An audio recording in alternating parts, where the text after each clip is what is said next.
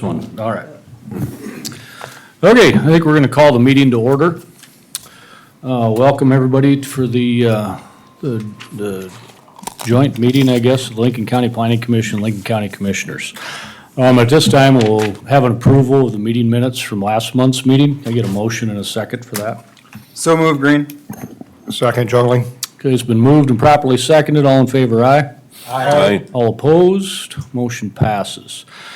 Okay, I'm gonna ask for a motion and a second on the approval of the meeting agenda with one change, that we are gonna move item number 1 from new business forward to, and we'll do that right after the approval of the meeting agenda. Are you ready? Yep. Yeah, also move, Mr. Chair, Okay. that we move my item number 1 and approve the agenda. Good. It's been moved. Do I get a second? Second, Boots. Okay. All in favor, aye? Aye. All opposed? Motion passes. So we'll move on to new business, item number 1, Mr. Brown.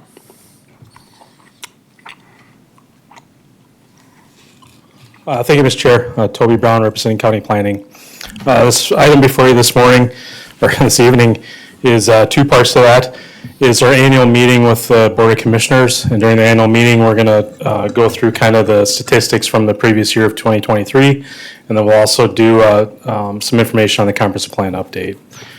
So for this first part of it, I'll start out by saying is that I've said this to the Planning Commission previously, is that from a building perspective in Lincoln County, 2023 was a record year. I'll go through a little bit more into detail about that. But in 2023, that'll go down as the year that we had the most construction value in the history of Lincoln County. As far as building permits that were issued, as you can see, a comparison to 2022, we did have a 1% increase in residential permits from 2022. And you'll say, well, what's that? Well, that equates to about 6 more houses than we previously had in 2022. We had a 52% increase in non-residential permits.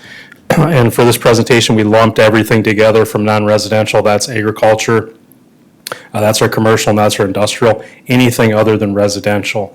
And as you can see, comparison-wise, is that typically we do have more, what I'll say, non-residential type permits than we do residential permits over in Lincoln County. One other thing of interest there is that, like I mentioned, we did combine agricultural into non-residential, but we did have approximately a 5% increase in agricultural building permits from 2022. This is where you'll see probably the biggest impact of growth and development in building construction in Lincoln County last year in 2023. We did have a 17% decrease in residential construction value. And I'll explain that. May seem, there's going to be a lot of people are going to ask, why did that happen? Was it the interest rates and those different types of things? So in Lincoln County, when we permit a residential or single-family dwelling structure, we don't base it on actual cost. We have a multiplier. So most jurisdictions, Sioux Falls, Minnehaha County, everybody uses a multiplier for it. And so what you typically saw there is we saw a decrease in the square footage of the structures. And I would attribute that to the interest rates and then also the cost of construction. But we're starting to see, anecdotally, we're starting to see some of those construction values or costs going down. We did have a 382% increase in non-residential construction value from 2022. So as I mentioned in the previous slide, our non-residential construction always exceeds our residential construction, but this past year, as you can see, that was pretty explosive. And more explosive, as I would say, that we had in that year in construction value, the increase in agricultural permits that we had from 2022 to 2023 was over 1,577% in increase in total construction value. So that means we had more ag projects, and we had more ag projects that were pretty sizable in cost and value. And so as I've alluded to before, is that again, the total value construction was the highest it's ever been in Lincoln County. And again, that was $117,155,428. So that was $117 million. Our previous high was in 2021, and that was $66 million. So you can see that was a pretty sizable one.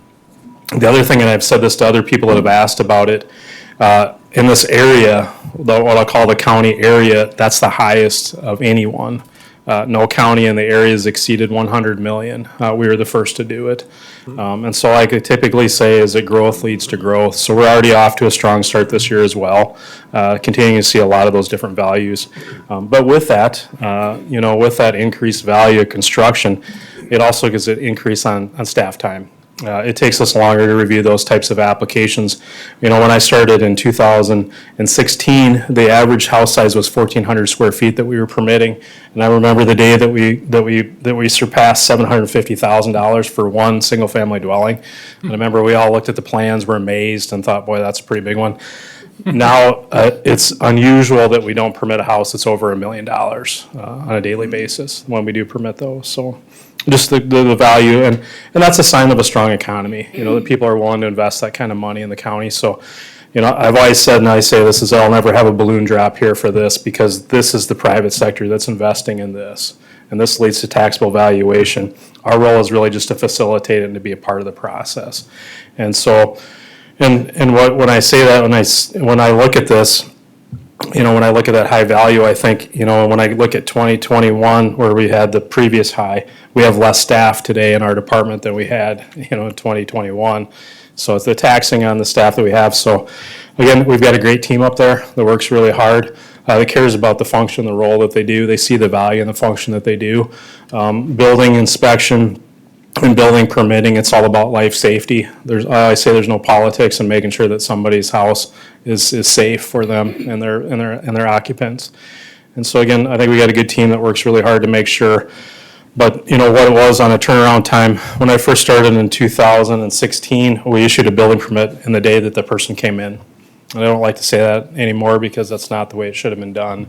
Nowadays, we have so many details that we go through to make sure that that construction is meeting the code that you've adopted as a board, but also the code, that the typical federal or state codes that are involved too as well.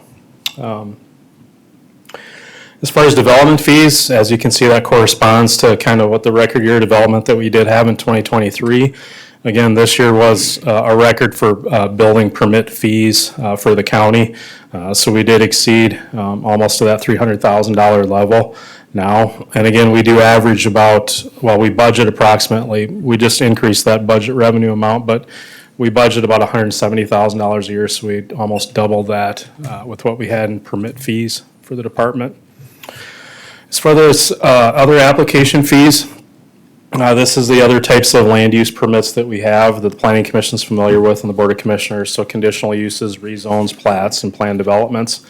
Again, plats are highest typically year to year, which is a good sign because the plats that we approve generally lead to some type of development in the county. And so as you can see, we're going to have over the next couple of years, when those properties that have been replatted or platted out get developed on, we'll see some of that in the other slides that you just saw. Conditional use permits. We did have 29 conditional use permits. 26 of those were approved by the county. 6 of those were within the Sioux Falls joint jurisdictional area. I went back and looked at the first slide that I did in 2016, and we typically had 3 conditional use, which is the Planning Commission will know that. They'll say the number one would have been contractor shops or warehousing or some type of storage with it. But that doesn't even register real high with where we're at right now. It runs a gamut currently of what we're doing, which is a good sign.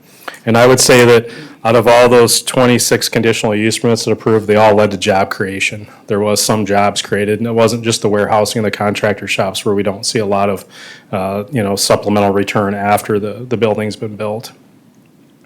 Rezone applications, so the county did have 10 petitioned. 3 of those were approved, 4 of those were denied, 3 of those are in process. 3 of the 4 that were denied were A1 to RR rural residential. So for the first time in the history of Lincoln County, we went a whole year without approving a rural residential rezone, which is, as I've stated out before, is consistent with the comprehensive plan.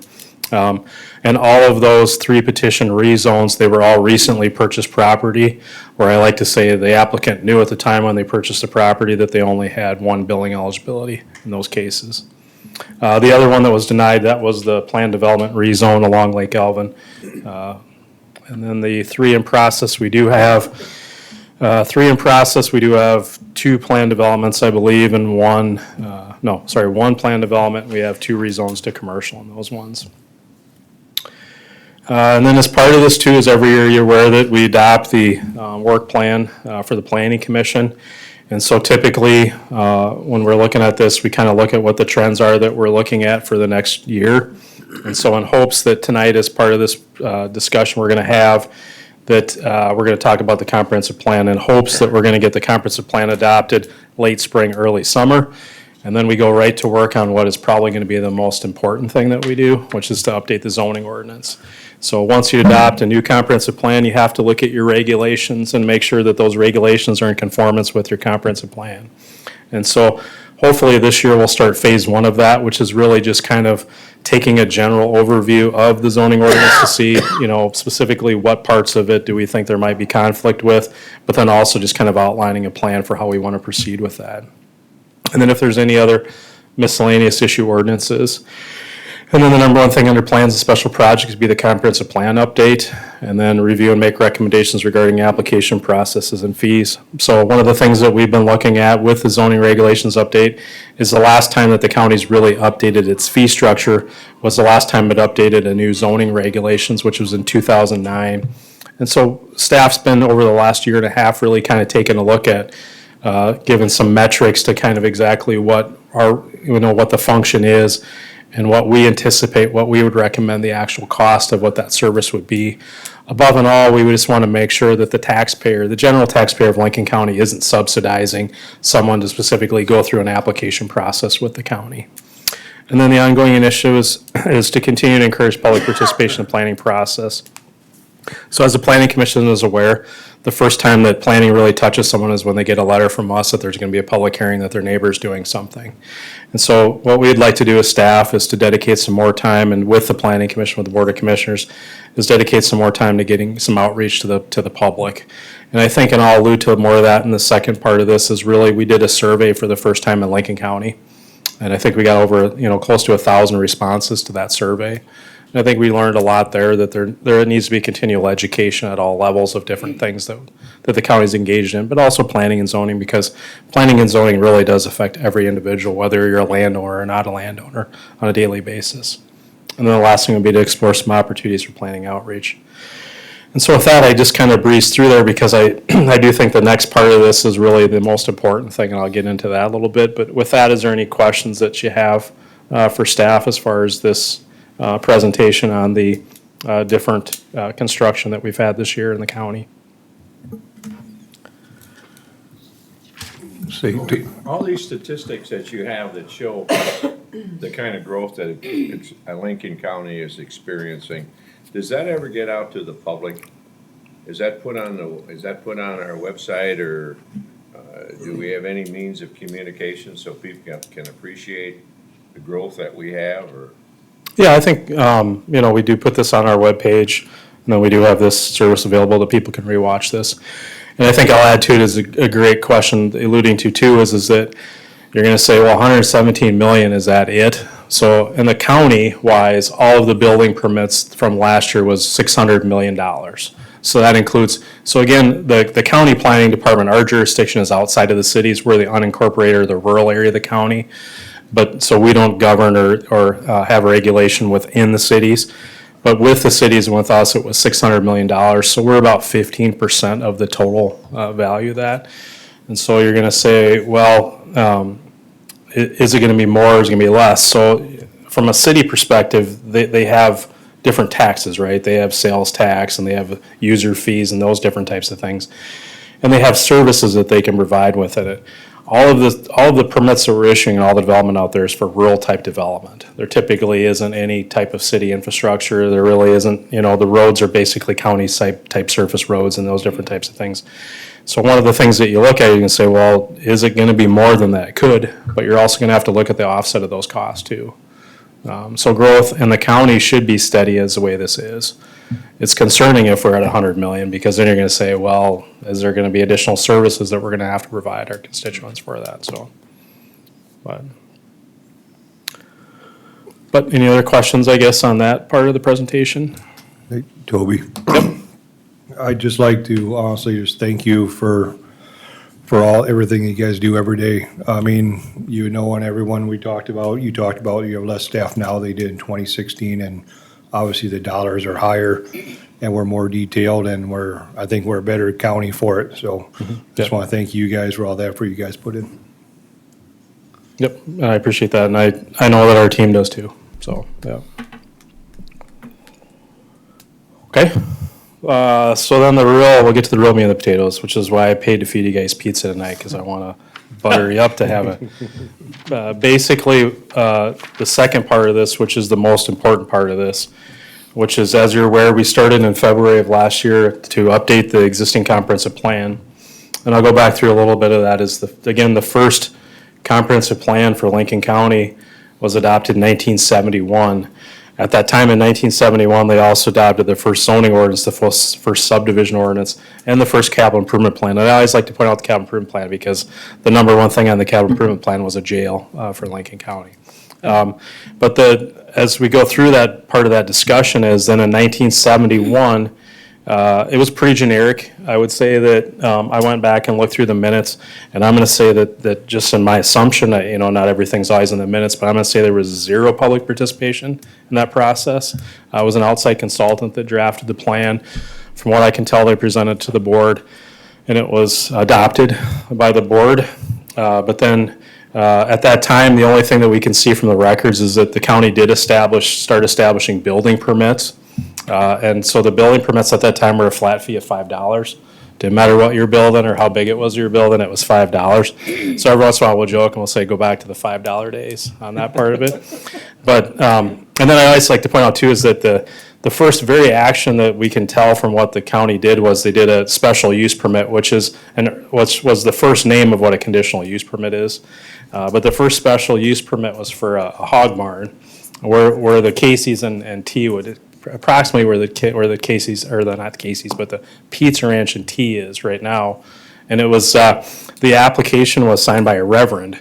So he was a pastor at the time, and then part of the public hearing, it talked about that they did supplement his income for his family. And so, at that time it was, and there was all support. There was no opposition at that time to it either. So, but it's, it's good to look back at history because that's where you know where you're going, And so I think when we did that, we spent some time reading the 1971 plan. In fact, that was the first thing when we worked with the consultant is I gave him a copy of the 1971 plan, and the plan's about this big. It's about 300 pages long.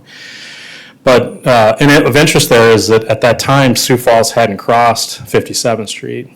And what's really of interest is that at that time, the future land use map put industrial along where the tracks, if any, where the tracks going to Sioux Falls, which would be along, or just to in between Southeastern and Cliff.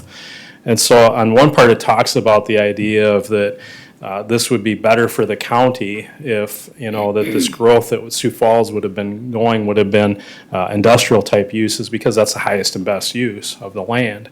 And it would also, if you think about it, it would have had a major impact on the development of Sioux Falls.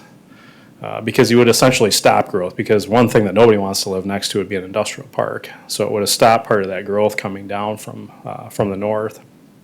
But then in 1995, then the county adopted what I'll call the first real zoning ordinance. Again, in 1971, they had a zoning ordinance that was part of the comprehensive plan. But in 1995, it looks really like the county understood the zoning part of it, and they adopted something. And at that time, again, and you've heard me mention this before, that was the time they adopted density zoning. So prior to that, if you owned an acre of land, you could come into the planning department. We'd issue a building permit for a house. There wasn't any restrictions or any those types of things. And so that's when you had like the Blue Spruces, the Elman Acres, and some of those what I'll call true subdivisions took place. Yep. Just to clarify, so in that scenario, you could build 160 houses on a quarter section then? Yeah, it didn't happen, but. No, but you could have. Yeah, could have, yeah, yep. And so, but then I think in 1995, they recognized that, and I think they looked at probably Minnehaha County too and saw that that they had the same type of restriction or regulation. And Minnehaha County wasn't the first one that came up with it. They actually copied a county over in Minnesota, over by St. Cloud, and that was really the basis for density-type zoning. And so the density-type zoning, really in Lincoln County, when it was adopted in 1995, I don't think it really took effect, because we didn't have the pressure that we see now with it. When I first started again in 2016, you could buy an acre of land and for $25,000 with the building eligibility. Now it's obscene. I think, $300,000-$400,000 is typically what we see it go for. That's just the right to build a house with an acre of land. That's not the house associated with it. And then I think in 1995, then when they adopted that, they probably should have adopted a comprehensive plan prior to that to base it on. But then in 1999, 2000, the county adopted a new comprehensive plan. And that comprehensive plan really focused on kind of what the vision is now, guide development towards the cities, preserve the interstate corridor for commercial, industrial type, nodal type development. And then the other part of it was preserve ag. And then in 2000, right after that, 2001, the county made a decision that was opposite of the comprehensive plan, and there was litigation involved. And so then the county adopted a new comprehensive plan in 2005. So they didn't wait the full 20 years. They adopted another one right away. But in 2005, that plan, which is the current plan, took away a lot of the that 1999-2000 comprehensive plan really tightened it up. It essentially it was an essential rezoning test. And Jim might remember that word, essential rezoning test. But essentially that made it almost impossible to rezone any land in the county from A1 agricultural. But at that time then, they did have some litigation involved. So then in 2005, the current comprehensive plan was adopted. And I won't say it's, I think it's flexible is the best way to probably describe the current one, is that there's many policy and there's many goals. And so I think that leads to opportunity for many different types of things. But then we come to today, and this year was the first year that we, in the history of Lincoln County, where we actually worked with a consultant to take a look at our current comprehensive plan. And the first thing we really talked to the consultant about was of interest to me is, my belief as a planner is that you don't have planning unless you have community support. You have to have the community outside of this room and outside of our department, an advocate for planning to really saying, we need to do this for the benefit of the county. And so we try to engage the public. And so what I'll say is, all looking back at through the adoption of all those things, I should have said in 2011 the county did do a minor update to the current 2005. So we always like to say it's a 2011 update.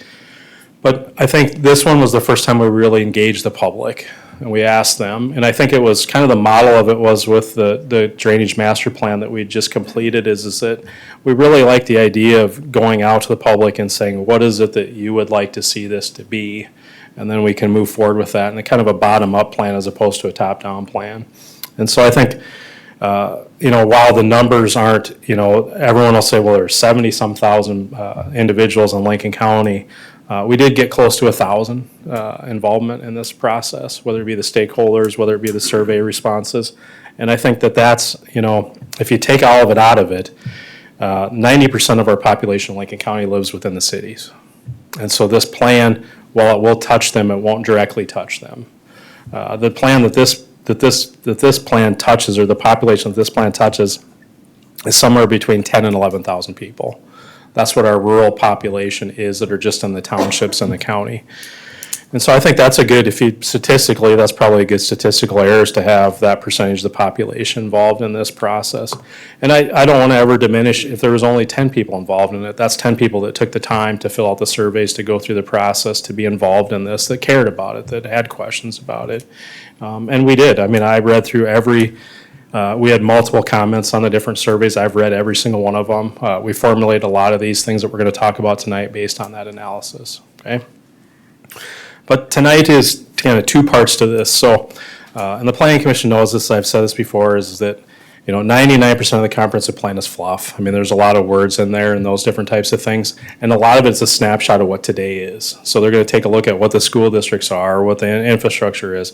They're going to look at a lot of that stuff today. But there's two main components that are the most important parts of the comprehensive plan in my mind, and that's your goal and your policies, and that's also your future land use map.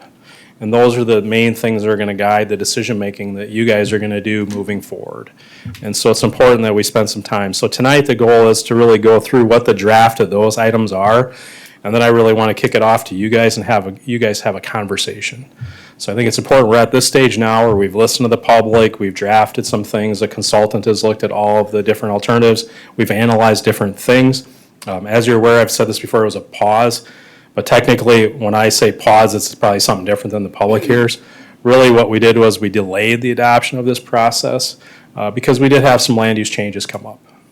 Something that we didn't anticipate, something that no one anticipated. And so the first thing we did was you open the survey back up again.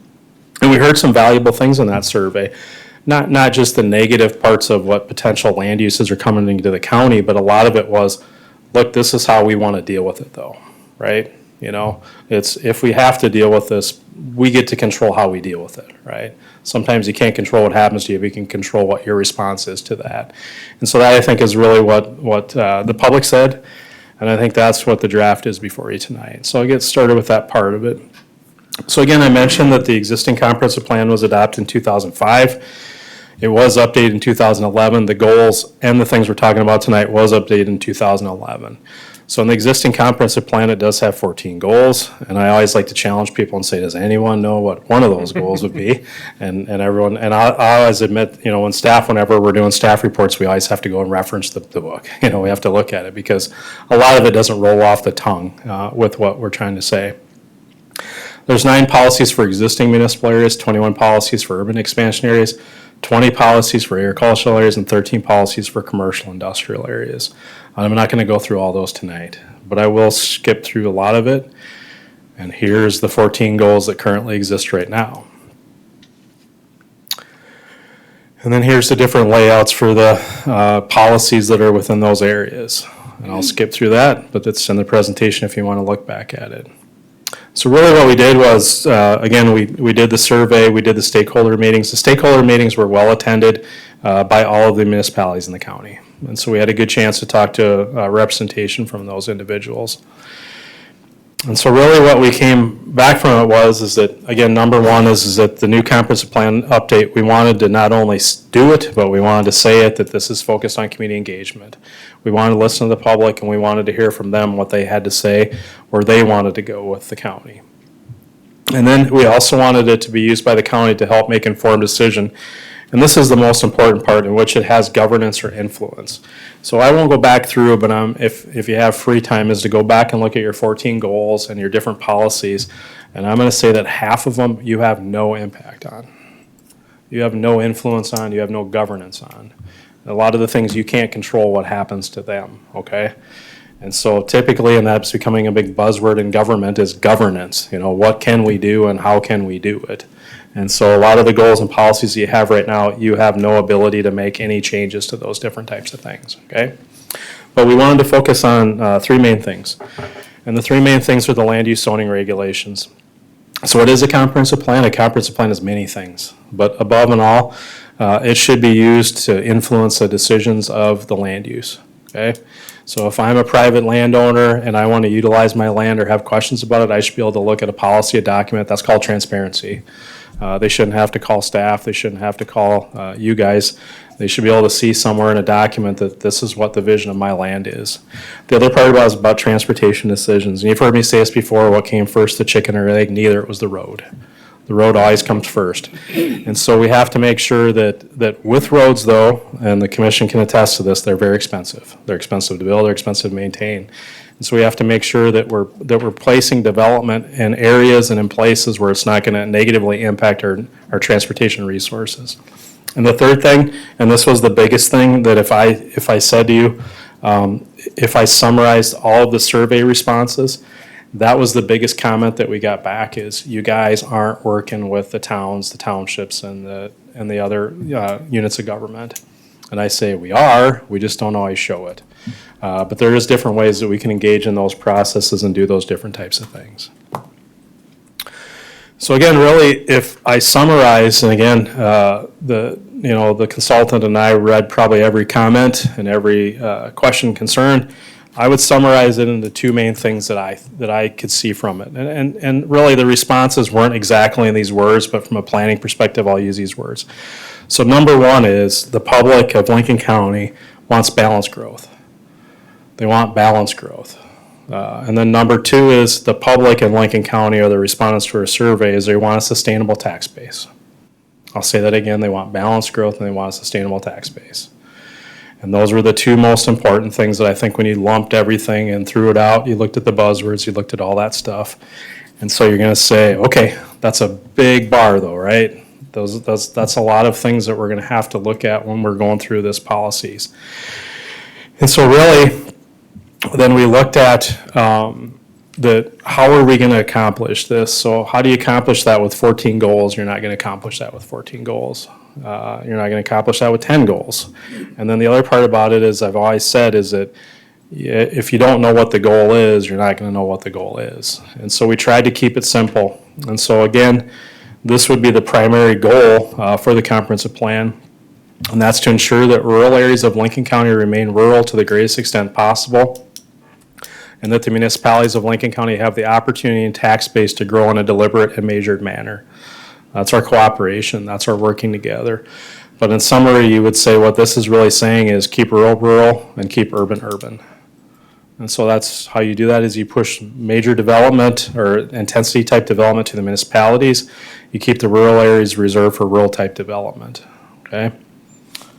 And so this gives us an opportunity to really work through some of those challenges we have. And we've heard that. The Planning Commission continually hears a lot of comments throughout the different public hearings that we have. Look, we moved out to the rural area to be rural. You know, we don't want to see this type of development here. And the other part about it is we hear from the cities too. We rezoned over the last 5 years. We rezoned multiple properties that were within the growth areas of the municipalities. And I can think of a handful of those that never proceeded because the cities didn't replat the land. They basically, and again, as you're aware, in South Dakota, we have zoning jurisdiction over everything that's outside of an incorporated municipality, but we don't have subdivision authority. All of the municipalities in Lincoln County have adopted a subdivision authority, and many times that subdivision authority goes the full gamut of what they can do under state statute, and that's up to 3 miles.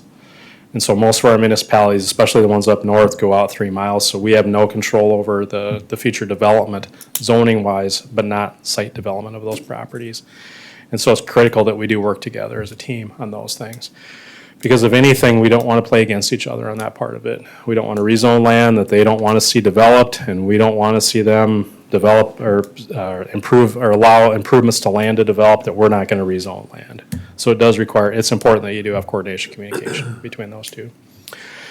And so out of that then, the policies that we derived were based on what we saw in the surveys, and then a lot of this is, and again, I'm going to say this goal that's drafted before you, this is nothing new. This is what you're currently been doing since 1971. It probably just hasn't been spelled out to the greatest extent possible for everyone to understand what it is. And then the policies that we established really be 7 policies. And again, these are nothing new. These are policies that you currently do have right now. But these are policies that the public said, look, these are the important ones that we need to focus on. First and foremost is to guide preservation of agricultural land uses and avoid regulations that have an unreasonable impact on agricultural operations. So again, you're going to say, well, what does that mean? You know, that's pretty broad. Well, what happens is once you adopt the comprehensive plan update, phase 2 is to adopt or to look at the zoning regulations and make sure that the zoning regulations are compliant with what the goals and policy, or what the goal and policies are. And so again, really, what I like to always say is that every land use that we can allow that's being built in a city can be built in the county today, okay? You know, commercial, industrial, residential, all of that we can allow here. There's one land use that we have that cannot be in the city. Anybody know what that is? Agriculture, yep. So we do have a priority and a need to make sure that we are preserving agricultural land. And I showed you that statistic, and I didn't update it for this, but since we adopted the comprehensive plan in 2005 till today, we've lost, or you would say converted 8,000 acres of agricultural land to something else, developed land. And so it is important that you do have some type of preservation of those agricultural properties, mostly because those are land uses that, again, you can't do within the city. The next one is to guide urban density development to the municipalities. And so a lot of this is the residential type, the subdivision type, the commercial subdivision types, is that, again, the lower density is the preservation of that rural type of quality of life. And so guide more of that other stuff to the cities so that they have the resources, the ability to do it.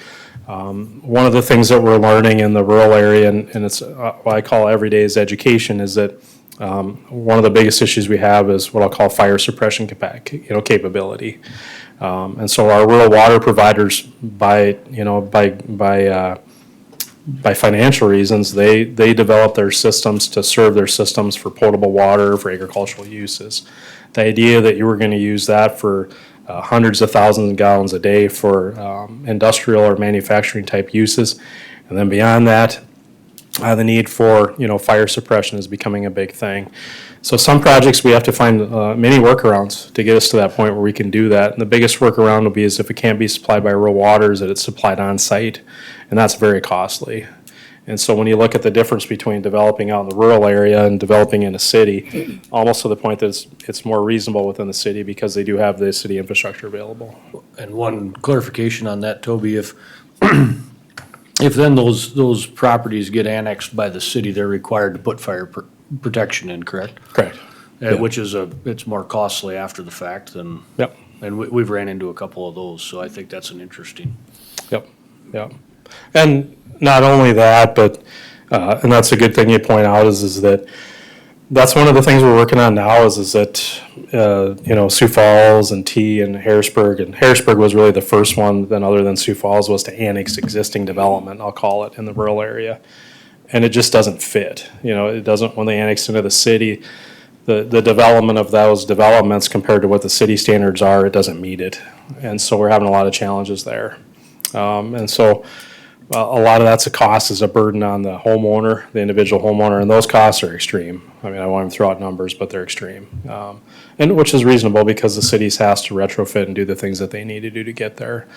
But the first one they come and talk to is me, and they say, why didn't you tell us? Well, I wasn't here 40 years ago when you built your house there, But I do understand, and I do hear you. 4 years. And I do hear you, and I think that that's one of the things that we need to take a look at is how we're going to engage that and work with that type of a thing. And, the other thing too is that not only the retrofit, but also the conforming of it. Most of the development that we allow, for instance, I always say like storage units. In Lincoln County, we allow storage units in a commercial zoning district. Most of our municipalities do not. It has to be zoned in industrial to allow storage units in there. So when our municipalities annex into these pre-existing developments, they're going to have challenges with land use. And so above all, we want to make sure that we're all working together so that we foresee some of these problems and how we can address them. And I'm not saying they're impossible to address. They just need to be addressed. We need to talk about it and how to do it. Which leads us to number 3 is guide development in municipal growth areas through formal joint jurisdiction planning and zoning regulations. And I'll get to that a little bit more with the proposed future land use map. But one of the biggest things that we're seeing is that sometimes in government, you have to have a formal process to have a formal process. And so, one of the goals that I've always had is I try to work with the municipalities. We try to give them a heads up. We try to walk through those things. And, communication isn't always the greatest. And so a lot of those things fall through the cracks, and a lot of it does lead to things, once you build something, you can't hide that, right? If you have a bad conversation or bad communication, you can correct some of that stuff. But once we permit something, they build something, you ain't gonna fix that. It's there forever. And so one of the things we're trying to work on is like, I guess from our perspective is, and I think from the public's perspective too, is let the cities plan for themselves and let the cities plan for their growth areas. And so currently right now we have urban expansion areas, and I'll get to that on the future land use map, where we're planning for the cities outside of the cities. And so a lot of the cities have talked about is like, look, we want to be engaged in that. And the only one we formally have engagement with is the city of Sioux Falls. We've had that since 2006. we've had joint jurisdiction with them. And I think it works great. I think we have great communication. I think we have great policies. I think we have great relationships with the elected officials and with the planning commission as well. And so I think those engagements are good. And I think it's good for us to know what they want to do with what they want to do. And so I did, when we did do the delay on this, I did send out an email to all the municipalities. And I did meet with most of them. So far, I still have some on the checklist to do. I did go to the City of Canton's City Commission meeting, and I did talk to them. Of course, a lot of people were concerned, like, what are we trying to do with this? And I say we're not trying to do nothing other than we want to make sure that we offer the opportunity to do this, right? Because I truly believe that joint jurisdiction is what leads to better planning, working together as a team and doing those different types of things. Now, I have no say over that. That ultimately has to be decided by the Board of Commissioners and the City Council commissions of those entities. But I think we need to get the ball rolling because, one of the things we've talked about is that and I talked to them about is that, and I'll give Can for an example, is we did have an application last year to do a liquor store right outside the city of Canton, And that, from a staff perspective, it was difficult because I'm like, we really shouldn't be, we legally we have to do this, but we really should have the city engaged in this process. We could, I met with them, we discussed it, we talked about all those things, but discussion and communication is a lot different than having a vote.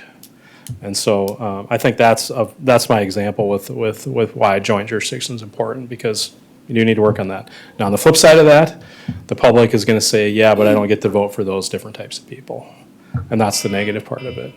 But I think if you get education, get explanation, go through that process, I think you can achieve that stuff.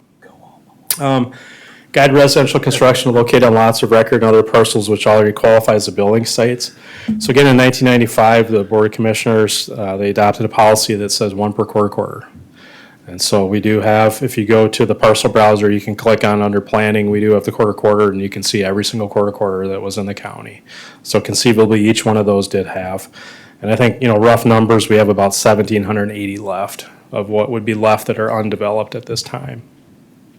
And so one of the biggest things we saw was that a lot of what we're starting to see is a lot of the land that's being purchased, especially in the north end of the county, is being purchased by investors.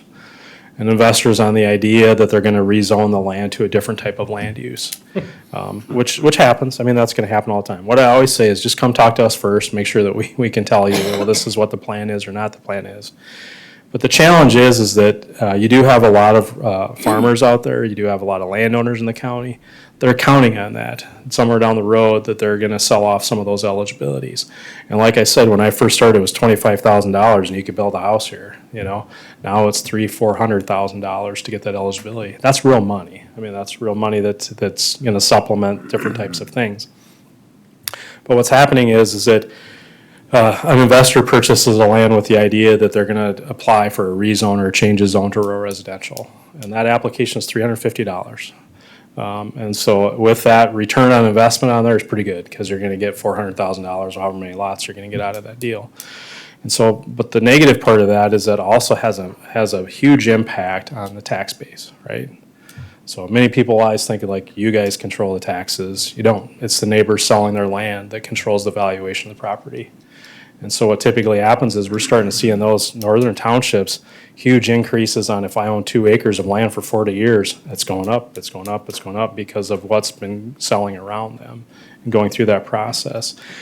So there's, like I always like to say is planning, we touch everything and we touch nothing, and so really a lot of these impacts, whether it be law enforcement, whether it be roads, and whether it be just the general tax base of the county are all impacted by some of the decisions that we make in this room.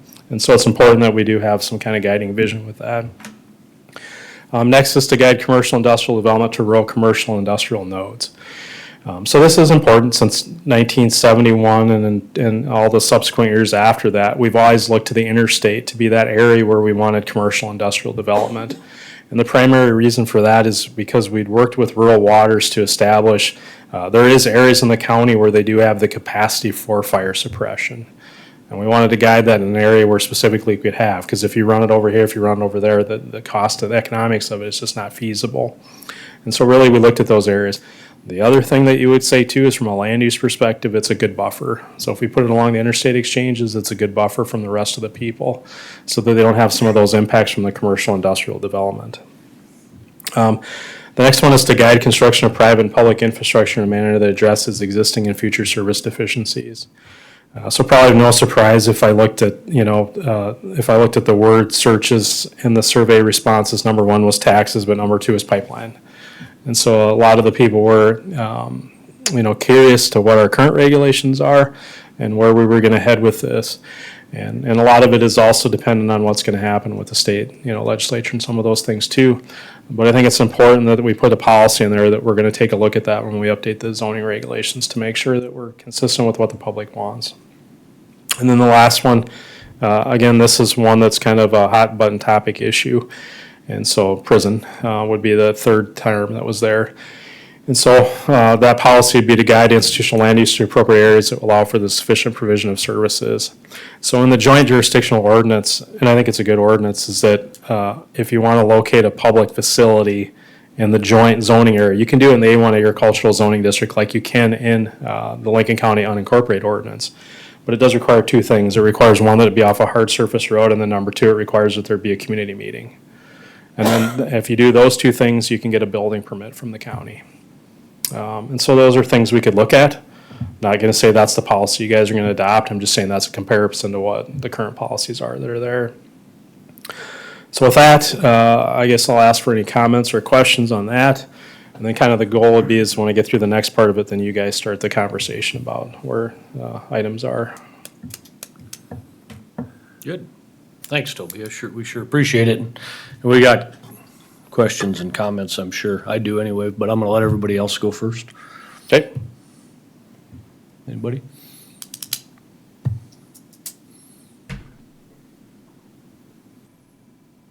I'll move on then. Okay.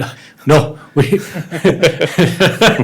I thought Jerry was gonna say something down there. I'm thinking, go ahead. What I'd like to have a little discussion on with everybody, I guess, is the two things on, if you go into the policy bullet points, the two things that we probably deal with the most at our level, is bullet point number 2 and bullet point number 5. And under number 2, with urban density to municipalities, I also kind of loop in, I'd loop in rural residential with that, because I think what that's kind of saying is that instead of spot zoning and plopping down rural residentials in random spots through the county, that we should really try to drive those to the municipalities for the reasons that Toby's brought up. And so that's one of the, I don't know, challenges, but it's one of the things we have some of the most discussion about.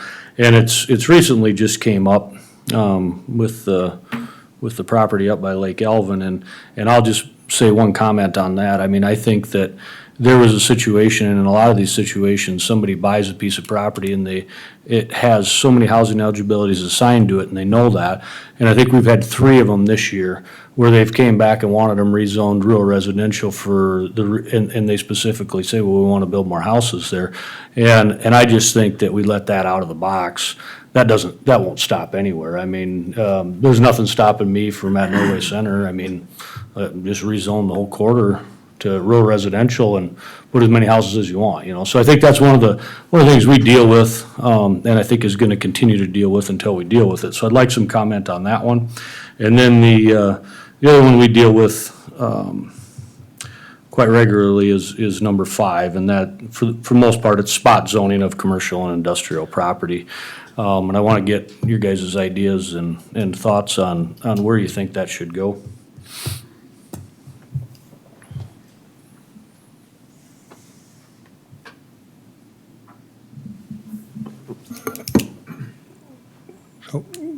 Say, Commissioner Scott. So I've seen that, I want to say spot zoning, I don't know if that's the right word, but, I've seen municipals grow into developments before. And this, for example, one development I'm thinking of, they had a complete sewer system when this was put in, like in the 70s, maybe 80s.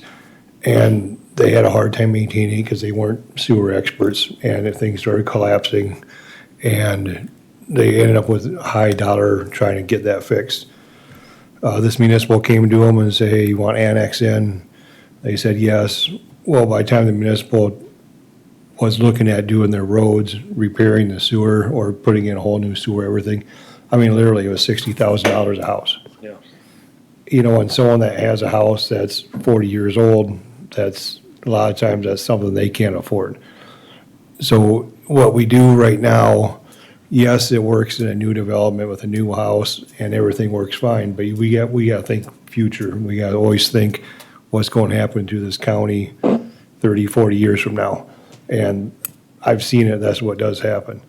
So the stuff we zone today, spot zoning, whatever you want to call it, I still strongly believe growing from municipal out is the way to go. Extend city services, city zoning, city fire, city water, city sewer, city everything, along with the controlled growth with that.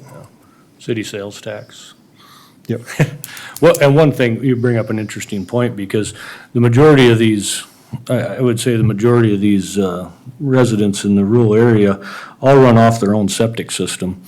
And most septic systems are out the back, and so all your plumbing's going that way. Well, when you get annexed in by the municipality, now your sewer's gotta go to the front. And Yep. so it requires a big overhaul of everything. It isn't just here we come, clip on, and away we go. It's a big change, along with curb and gutter, so. Mr. Schmidt, you were about ready to say something? Well, you were talking about commercial development in the ag area, and we've had a couple of incidences. I think the most recent one that I know of is the Seal. What's his name? Leonard Company. Leonard Decker. Okay, so Leonard is out there, and I think we approved that a long time ago. And, it started as a home industry. And it's and we tell people to go to a designated area, whether it's along the interstate, which is a good one. And I think Leonard finally got the message, and didn't he move into Canton now? Well, his new business, but Yeah. his old one is still existing. Is still functioning out there. So, I think once you establish a hard policy and you hold to it, you probably won't have the inconsistency that I've been part of. I'm not saying anything other than I voted on some of those things. So I would agree with that, because it's an interesting thing. You mentioned, Toby, keep rural, rural. Well, I think one of the challenges is, as you mentioned, for a planning and zoning board, will be the retirement of your ag sector and using that potential retirement that they have in building sites. And the other thing that really concerns me, though, is if you start with 3 building sites and someone comes along and buys that quarter with 3 building sites, and another person comes along and buys an additional one, now you got 6, and you don't need to have 6 houses in conjunction, out there. So that's one of the things that changes the complexion for the rural area, and I don't have an answer for that, because you're dealing with economics, you're dealing with a lot of issues that, people have the right to do that, so.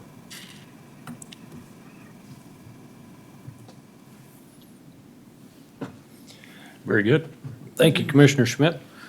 Any comments on either one of those? Mr. Aaron's, I know that a lot of this happens up in your district. Any thoughts? Yeah, thank you. So in the Spring Creek area, I've met with those people and worked with them extensively on a number of issues. That's Lake Alvin, and going north, they've got a couple different concerns. Obviously, they're concerned about what future expansion looks like, but at the same time, they're all kind of the same mind. They're not opposed to expansion, but they are opposed to dense residential zoning. For example, the vision of many folks out there is not to prevent all housing. It's to have larger executive level lots where they can build outbuildings. That's the vision that they see. You know, the vision is not, this will remain a cornfield next to me forever. So we have to be very careful when we say the goal is to ensure that rural remains rural. Well, that means cities shouldn't expand then, because they'd have to annex rural property in order to expand. So, I mean, I understand what it means, but we have to really parse that out, what the rural areas are, because there are a lot of rural farmland areas north of 106 right now that are ripe for expansion. And to think that it should only, the expansion should only flow south from Sioux Falls as opposed to moving north from the county down, what you're doing is you're preventing a lot of landowners north of 106 from being able to make the highest, best use of their land, because they shouldn't have to necessarily wait for the city of Sioux Falls to flow from the north to the south before they're able to do something with that land. And that's where the county is going to have to work with the city in terms of joint jurisdiction. Now, with regard to joint jurisdiction, especially with the people out at Spring Creek, one of the things they're very concerned about is that they have to live by City of Harrisburg rules when it comes to subdivision planning authority, but they get no transparency and no accountability because they can't vote for those people who make those decisions. And in America, here in South Dakota, people want accountability from their elected officials, and they also want to be able to be in charge of voting them in or out. And when you can't, this is something I hear from Spring Creek folks often, is if I can't vote for who's making decisions about me, I'm just not going to support, in this instance, joint jurisdiction. And we've had that come up in front of this commission a number of times where we have to make the zoning decision, but we have no impact on what the subdivision authority piece of it is. And that means that we as a commission, we don't get end-to-end authority over what the project is going to look like.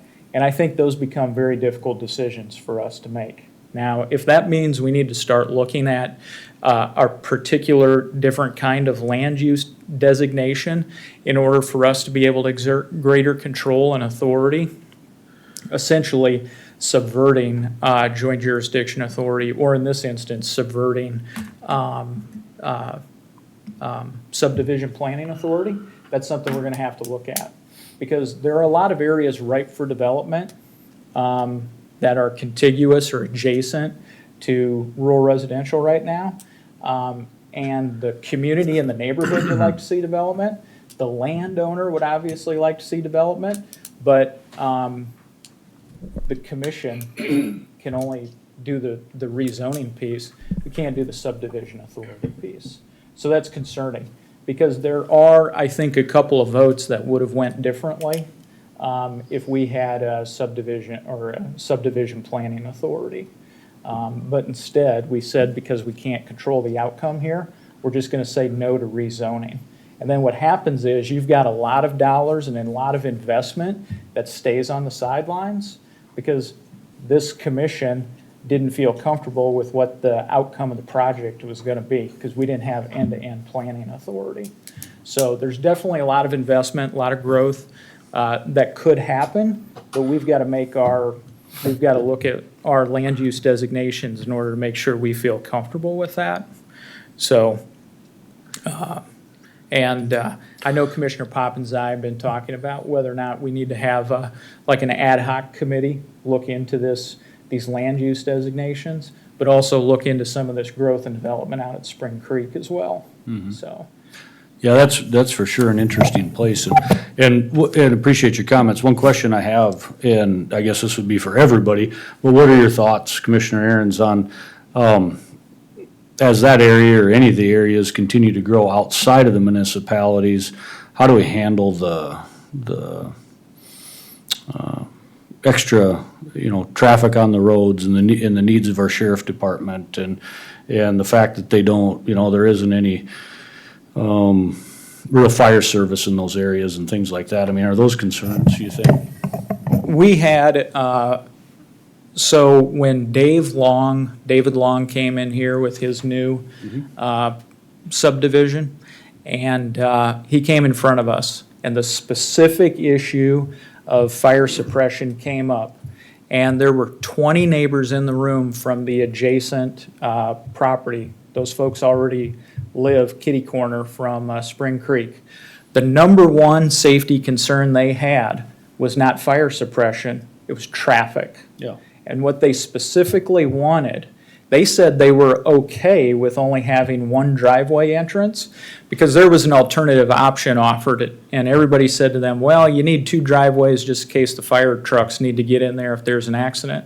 And to a T, all the neighbors said, no, we're not worried about that safety concern. We're worried about the other safety concern, which is traffic.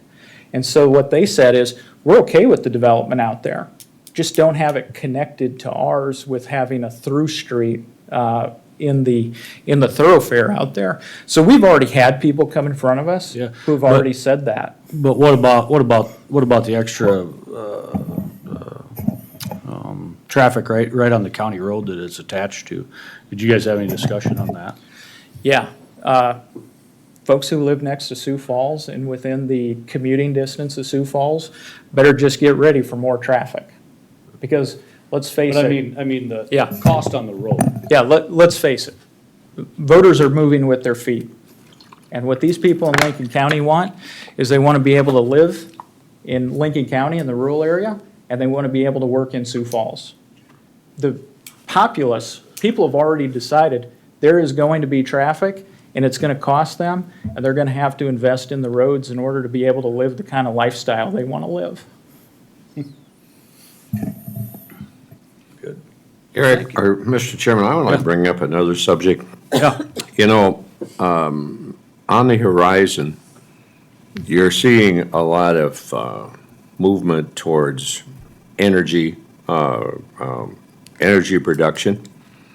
And Lincoln County voted out the windmills, you know, that we did. Now you have solar farms.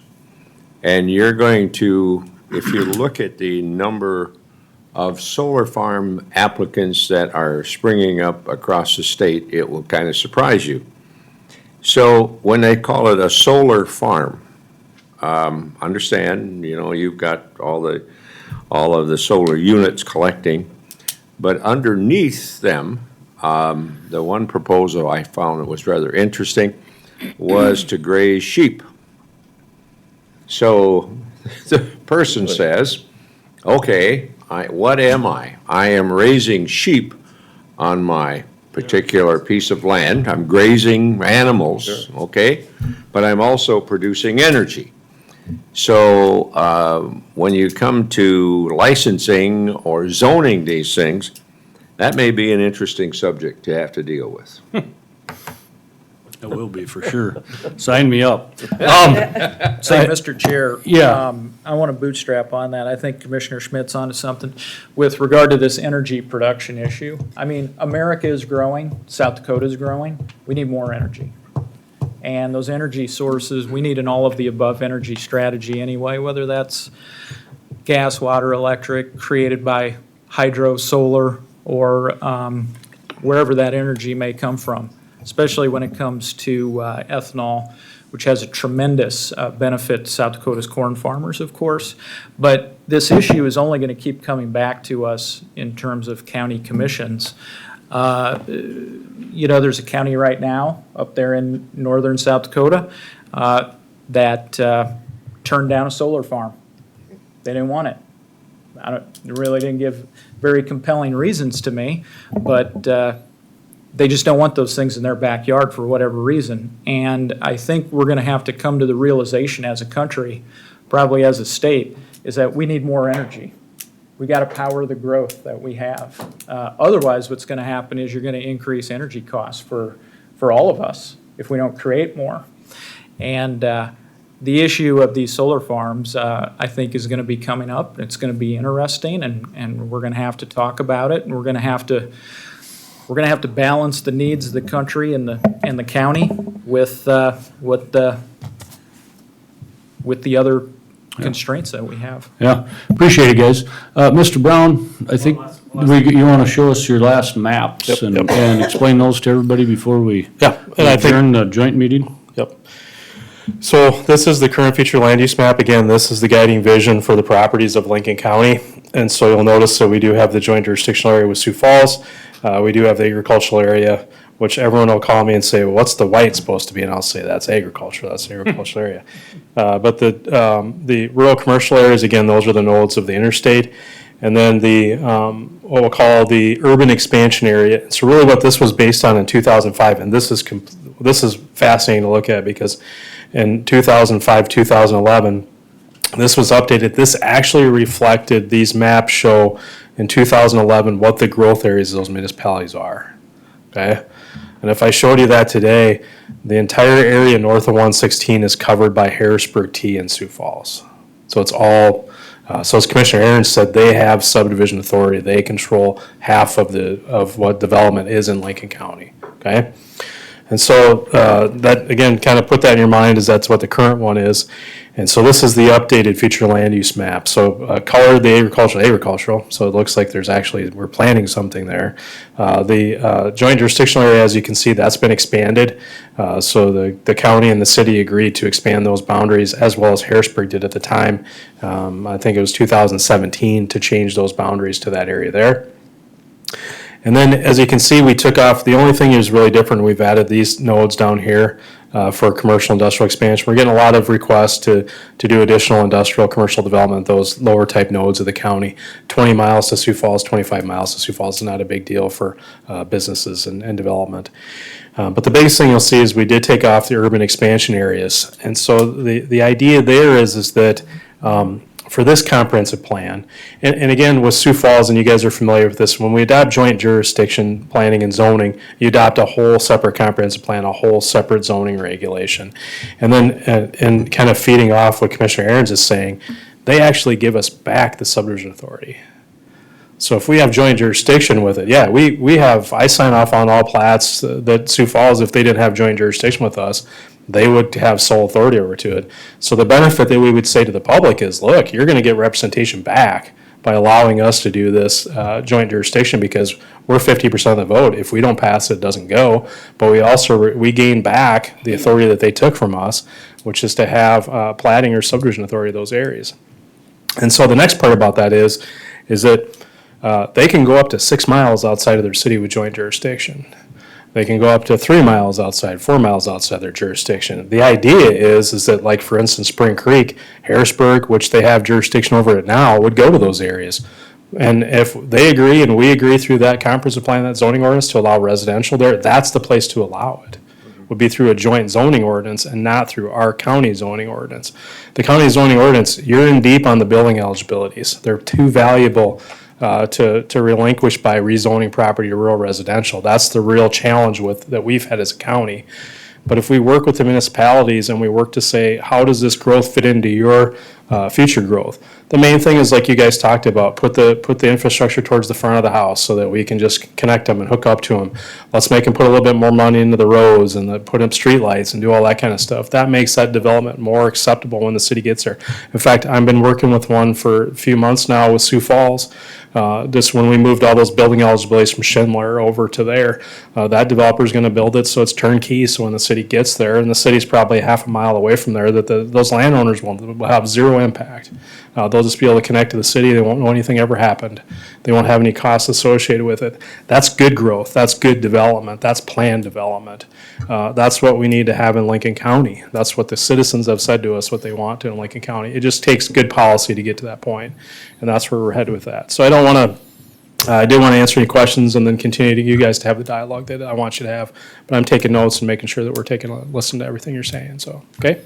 Appreciate it, Toby. And I think that's one thing, just on that last point, is I don't think anybody on the planning commission is blind to the fact that there isn't gonna continue to be residential growth in Lincoln County. I mean, it's gonna happen. And, but to agree with Toby, I just think it has to be smart growth so that people aren't surprised when the cities show up at your front door and wanna annex you. I mean, that's been my thoughts. And I know that area where, up in the Spring Creek area, Mr. Aaron's, I mean, it's been it's been developing since I was born. It's been happening for a long time, and it's gonna continue to happen, and it's part of the county that, yeah, we sure have to take a look at, for sure, so. Go ahead. You know, the one thing I do have to add to that too is, you know, just outside Schindler where we talked about what Toby just mentioned, you know, there's been things spotted out there like storage units.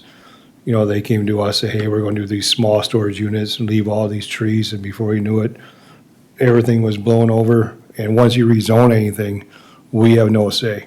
If we rezone it to rural residential from ag, they might say we want 3-acre lots.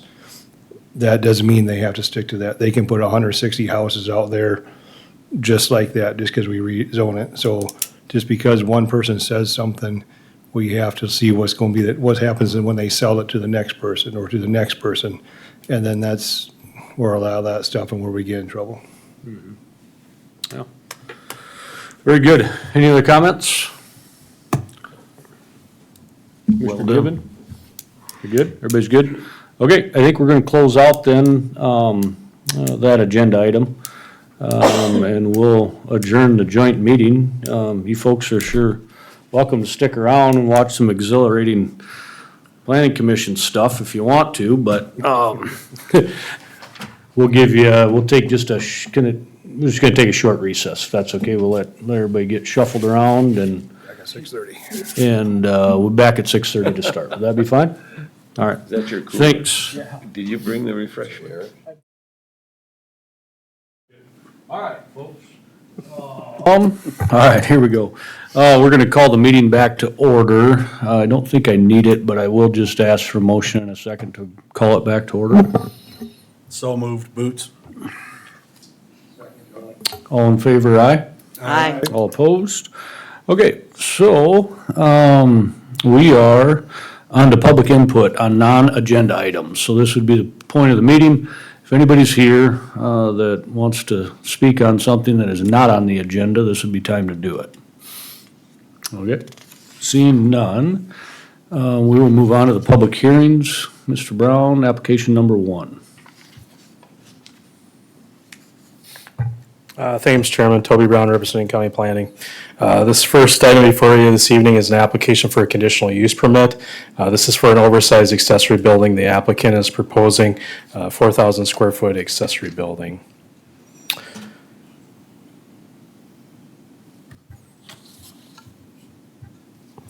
Subject property is just northeast of the city of Worthing, approximately 4,100 feet.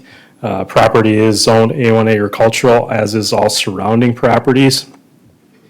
Subject property is improved with a house. From what I can tell, the first floor of it's about 2,500, and I believe they do have some finished basement space. So if you assume, you know, completely, it's going to be around that 4,000 square foot range for the existing house.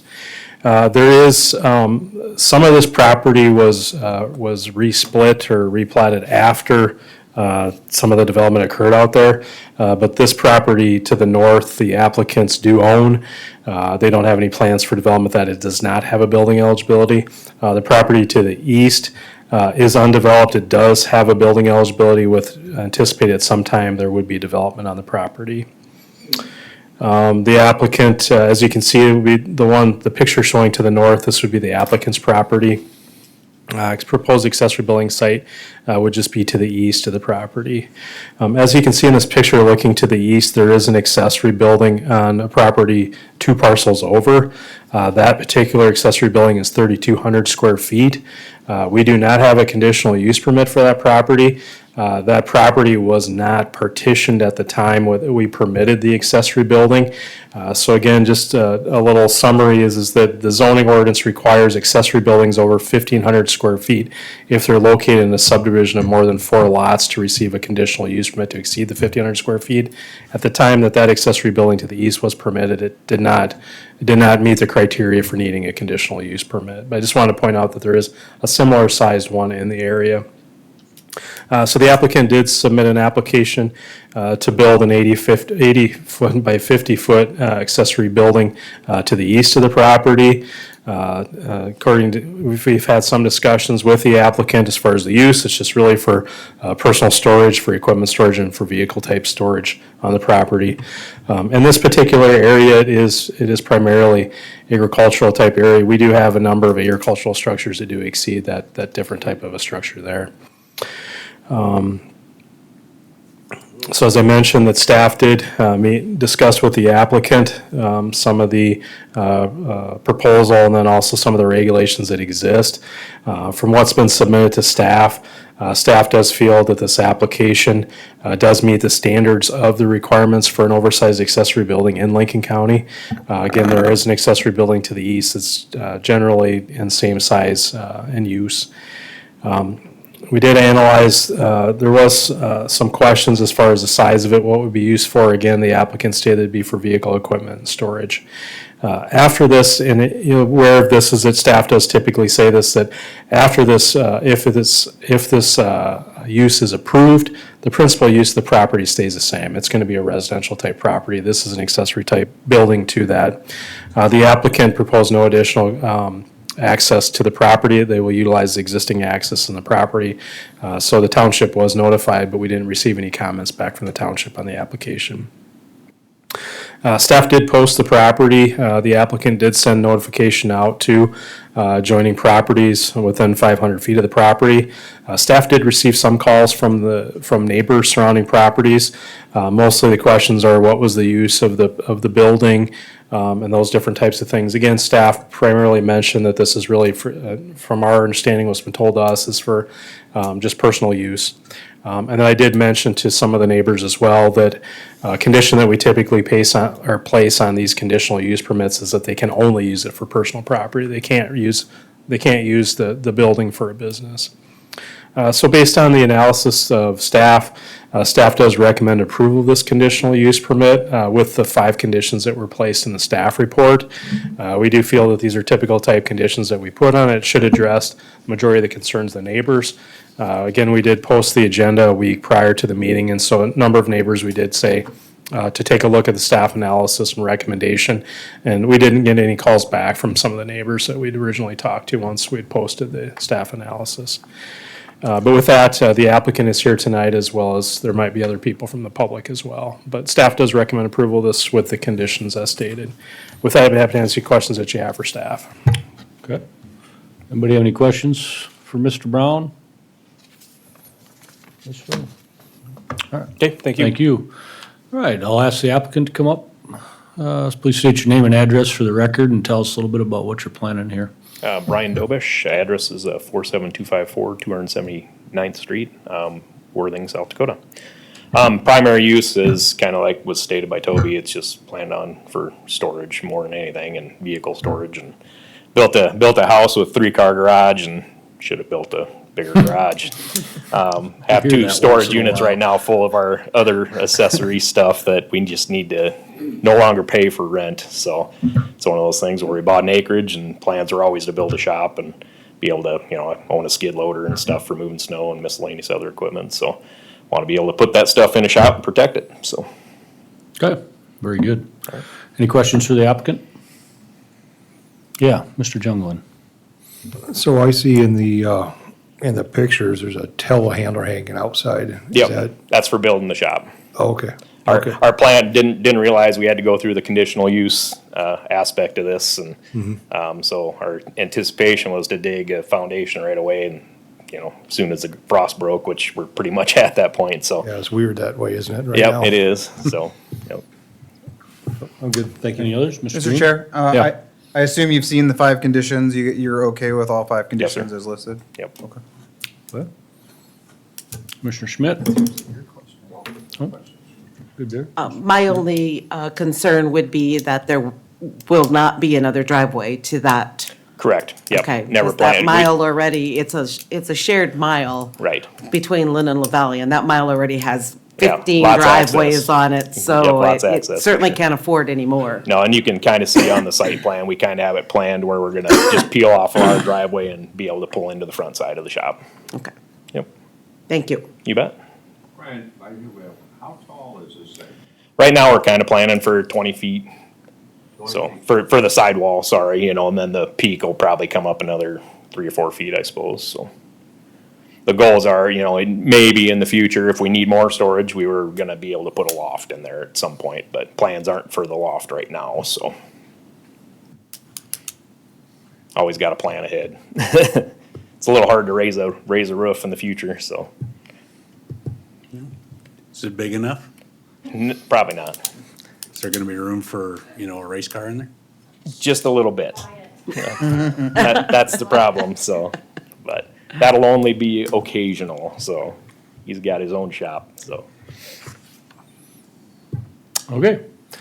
Any other questions? All right, thank you, sir. Thank you. At this point, this time, we'll ask for anybody else that's in favor of the application to come forward. Okay, seeing none, we'll close the floor to people in favor of the application and ask anybody in opposition of the application to come forward. It's my first time, so bear with me. No, you're fine. Just state your name and address and, 47257 279th Street. Yep. My house was on there smack dab across the street. The driveways butt up against each other. okay? My concern is, I work in a diesel shop that's 5,000 square foot, and we put 7 semis in there. And if we did it mirror to mirror, we could put 9 semis in there. All right, they don't got enough stuff for 4,000 square feet. My concern is they build houses, and I don't want a semi pulling up there and unloading a half a load of sheet rock, and 2 weeks later, another semi pulling up and taking it somewhere else. They already do that with a mound of dirt. We had a gigantic dozer in the middle of the street 2 weeks ago and ripped the road up because they was doing dirt work and stuff. There's been a lot of equipment on that road since they moved in. I paid a lot of money to live in the country, a lot. I don't want to live in an industrial park. When I moved in there, there was no houses over there. Then somebody made it rain with building permits. Now I live in a community in the country. I don't want to live in an industrial park.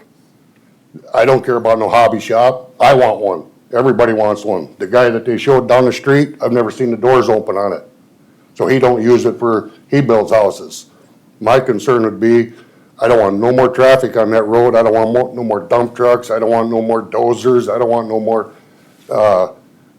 2 weeks ago, they ripped the road up with a big dozer. They was doing dirt work out there.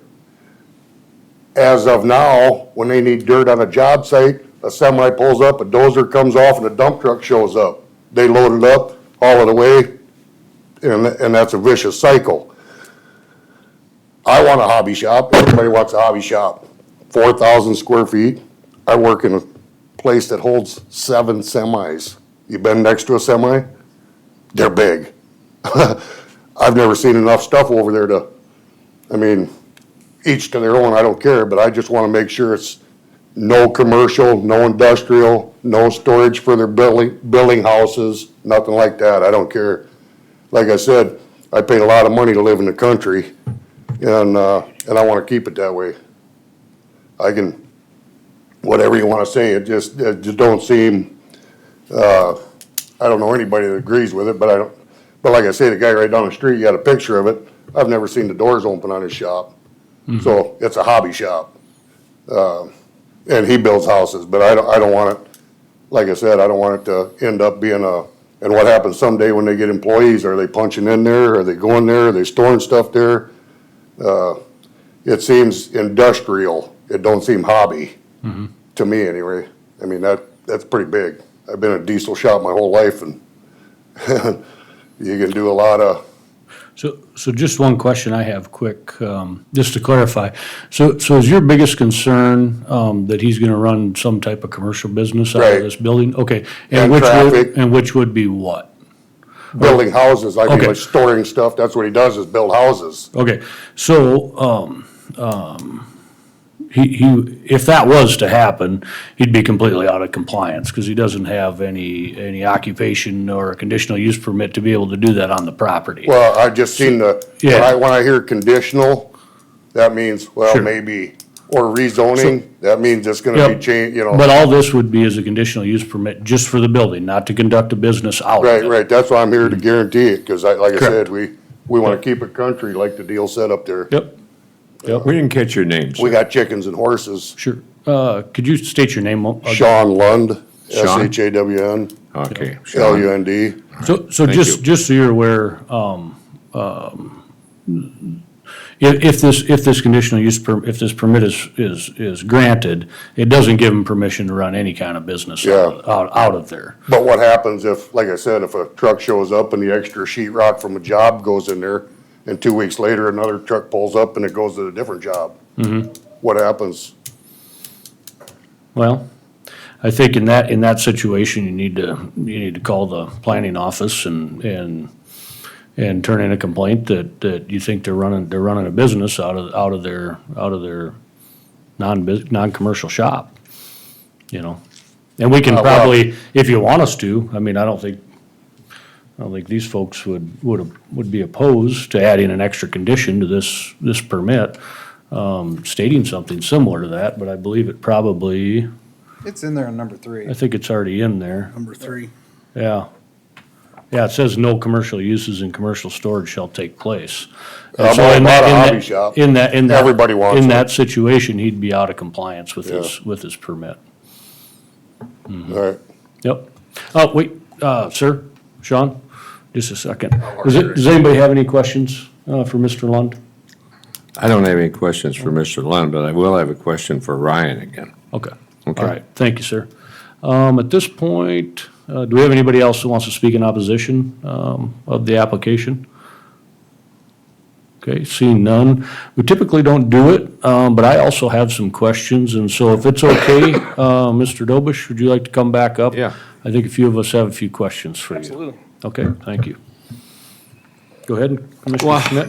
I was looking, when you mentioned a 20-foot sidewall, a 4,000-foot, square foot building, 80 by 50, Yep.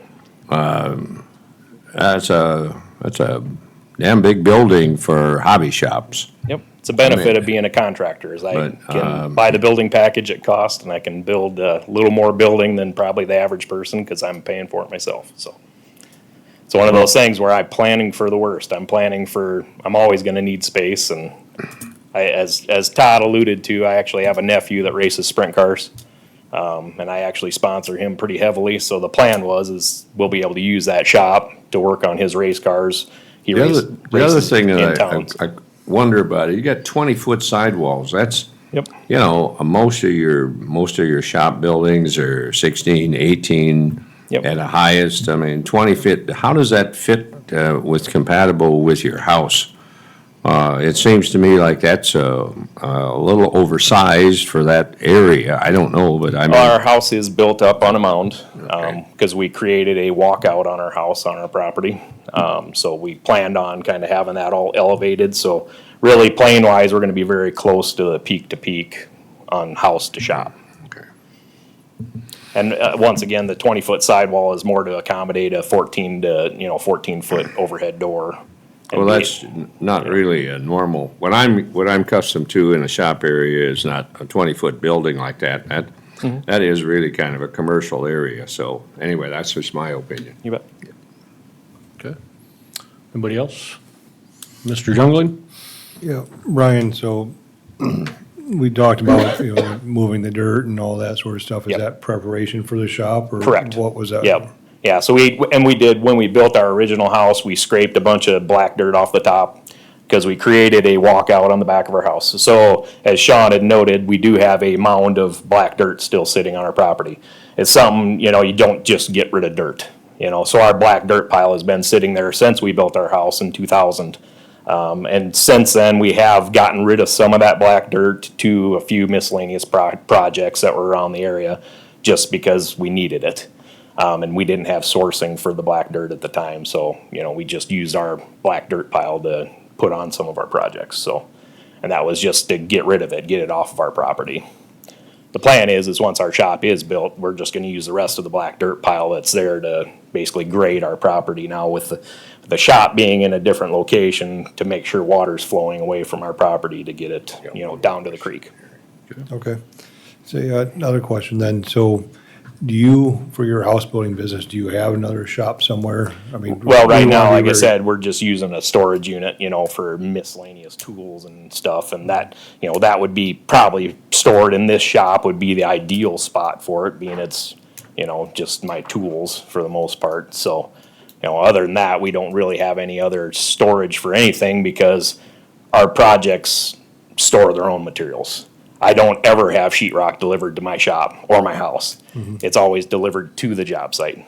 Same thing with trim. Trim goes to the staying contractor right to the project. So we never have any, materials for job site work delivered to our house, ever.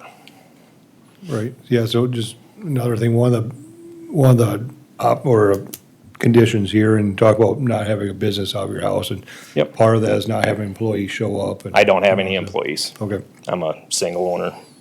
okay, Yep, general contractor. thank you, Subcontract all my work. thank you. Commissioner Schmidt? So this isn't a warehouse?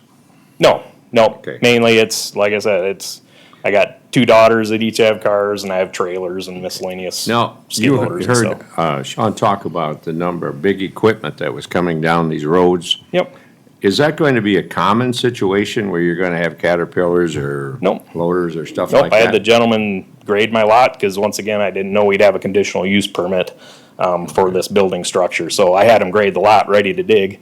And they had the dozer sitting there since, I think it's been sitting there since end of So November. so. you don't anticipate any more heavy equipment coming down? Once this building's done, that's the last of the traffic we'll have, so. Right. Okay, a couple things from me. And Commissioner Schmidt and Commissioner Jungling have covered a lot of them.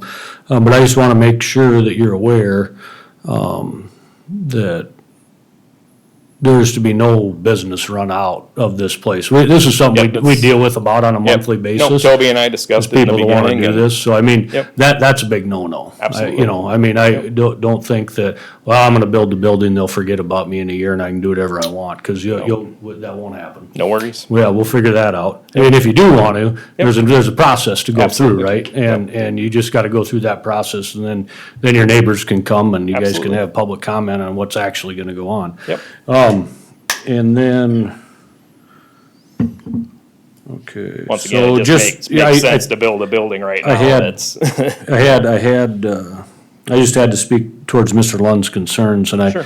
I think a lot of his concerns were met, both with that and with the road. And I will say with the road, as far as the road goes, to both of you, that isn't anything that we here at the county level or the planning level have any authority over at all. It's Lynn Township and La Valley Township, and they do have a lever that they can pull at a township level. If they feel that a certain resident has caused extra harm to the road, talk to your township official, and they can come fix the road Right. and bill Mr. Dobish for it. Right. That's more of a township issue than it is a county issue, I guess, currently, so. Yeah, or easy enough, just come across the street and let me know. I got Yeah. a skid loader, I can smooth it out. It's not a But- problem. Yep, but anyway, I guess that's, unless anybody else has any questions for Mr. Dobish, no, ma'am, anybody have any questions, any more questions? No, I think you just covered most of them that I was thinking Okay, of. thank you, sir.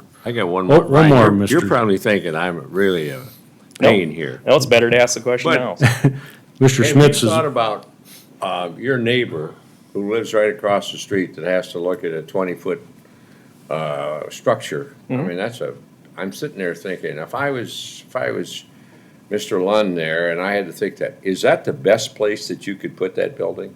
Could Do put you it want me so to put it farther down the hill? Cause right now it's as back as far as I can on my own 3-acre piece of property. I have a septic right behind it, Okay. and I have a propane tank right there. Okay. It's not up against the road like our neighbor down the street did. Ours is as far back as we can get it. It's gonna be pushed up right next to our propane tank. You mentioned a sprint car. Curious about that. You're not gonna be racing a sprint car or anything I like used that. to, I don't anymore. I'm a little too old. Like my nephew You're not races. gonna be roaring around and, having, try to overhaul them and. No. Sprint car drivers like to accelerate on speed and noise and Oh, yeah. stuff like that, but. Been there, done that a lot of years So ago. it's gonna be quiet in your neighborhood. As much as I can much as I can keep it, so all right, thank you. you bet. Okay, with that, I think we'll close the floor to public comment, and we'll entertain a motion for approval, and then we can have some discussion. I'll make a motion to approve with the 5 conditions listed in the brief, green. Okay? Second by Boots for discussion. Okay, we've got a motion and a second. Discussion. Mr. Jungling?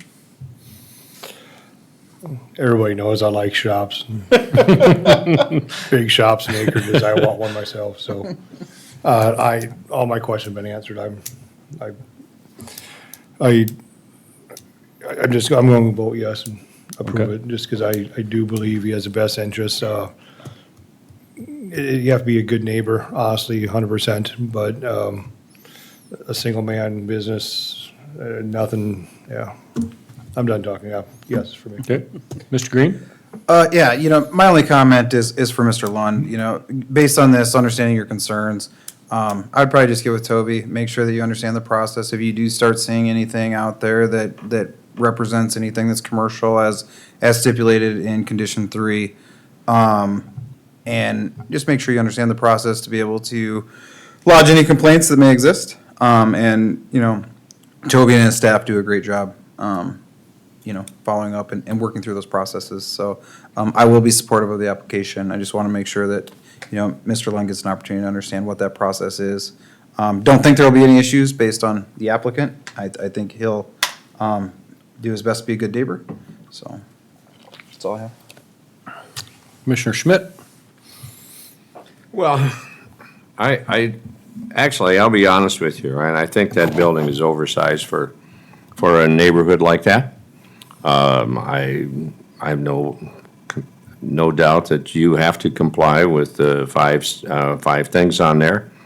And I hope you are a good neighbor. And I hope you do understand the concerns that Mr. Lund has, because he likes to live in the country just like you do.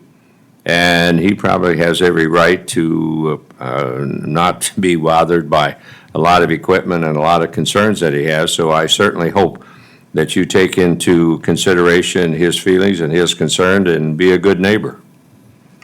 Yeah. Thank you. Mr. Boots?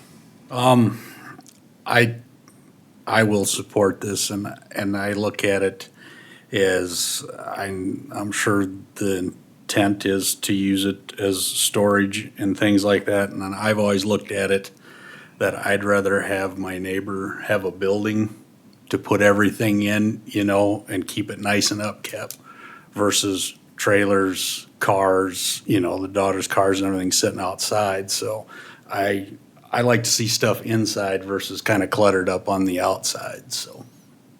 Thank you. Commissioner Sweeter? Well, my take on it is, this is a prime example of way too many houses built on 1 mile. It was building eligibilities that were all moved over, and this is a product of what happened.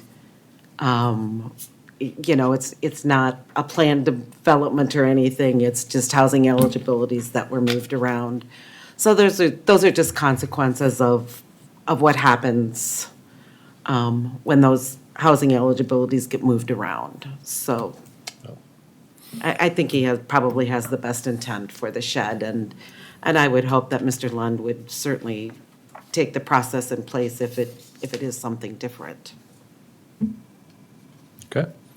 Yeah, and I'll just say, thanks everybody for your comments. I think everything's pretty much covered. Just the two things I want to hit on is, just again, you understand that you can't run a business out of this if it was to pass.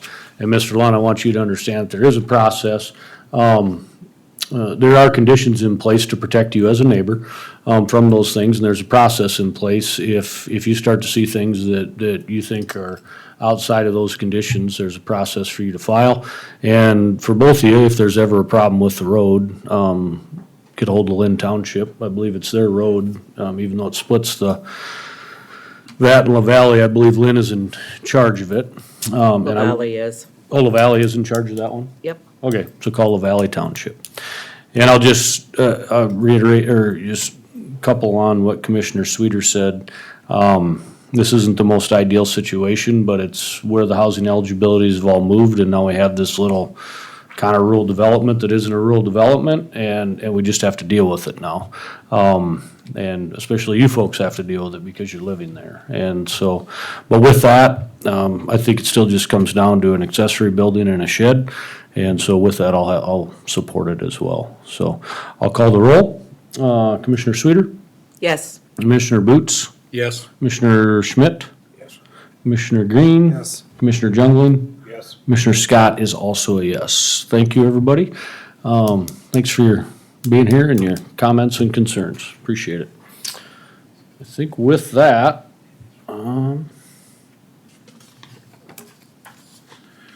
that is the only application that we have to hear tonight. So we'll move on. I don't believe we have any old business.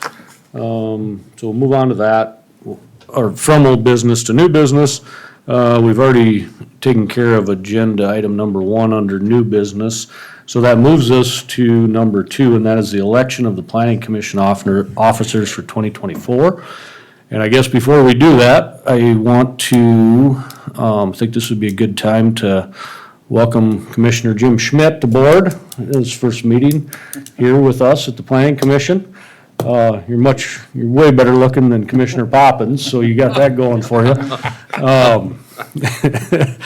And we really look forward to having you here. So I don't believe I've served, I think the longest, and I've been with Commissioner Landine and Commissioner Poppins and now you, so this will be good. So thanks for drawing the short straw and agreeing to come down here with us. We really appreciate it. Well, to be very honest with you, you know, this planning or the thing that we have, this, you got ahead of you, is to do this comp plan. And I have not, I just think that's the most important thing, and I want to be able to participate and make sure that we get this thing in direction, because this county, you know, when you start as a commissioner with a county that's about 24,000 and now she's 65,000, there's been one heck of a lot of changes, so that's why we're here. This means you've been around a while. A long time. Perhaps longer than anybody would like, you know, Scott? Okay. Well, that's good. Well, I appreciate it, and we look forward to having you with us, so. Mr. Brown?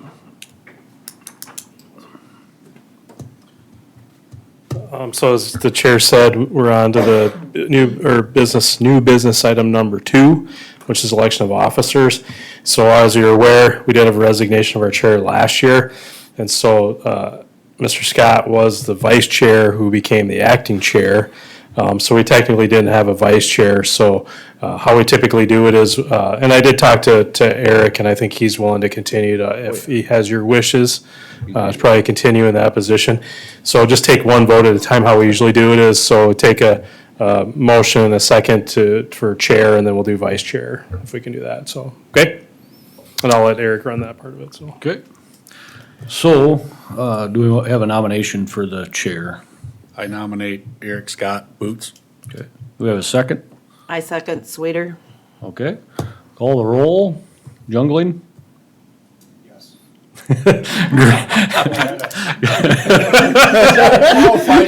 You be careful, you say no, you'll get it. Every time I've talked and I had something in my throat.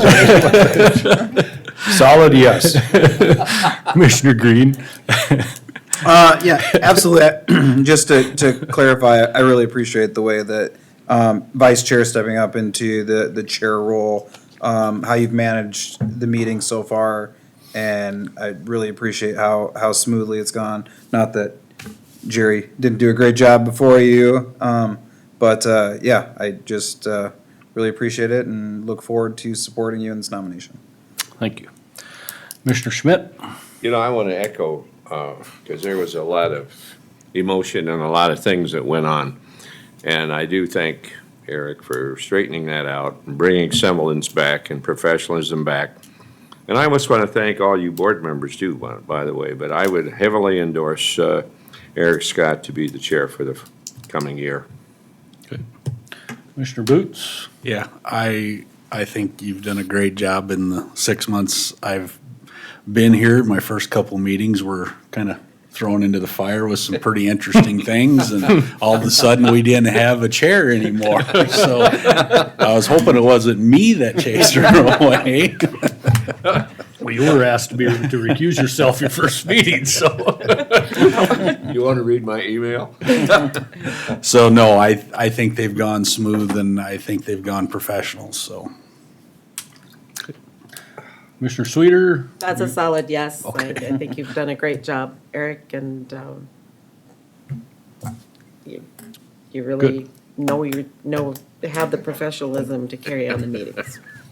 Well, thank you for all the kind words, you guys. Make sure, just meet me at the back door. I'll have your payments. No, I appreciate it, and yes, I'll accept the nomination to do it for another year, another term, and also appreciate all you guys for being plugged in and helping the meetings go as smoothly as possible and interacting. I think that's one of the key things is that I think we interact well. I think we have good discussion. I think we ask high-level conversations to the applicants and the opponents. And I think most times people walk out of here, I think they feel pretty good about how the process went and that they were treated fairly. So with that, I'll look for a motion for the vice chair. I'll nominate Jerry Youngman. Yeah. I'll second that. Scott? And I'll just start with Commissioner Sweeter. That's a yes. Commissioner Boots?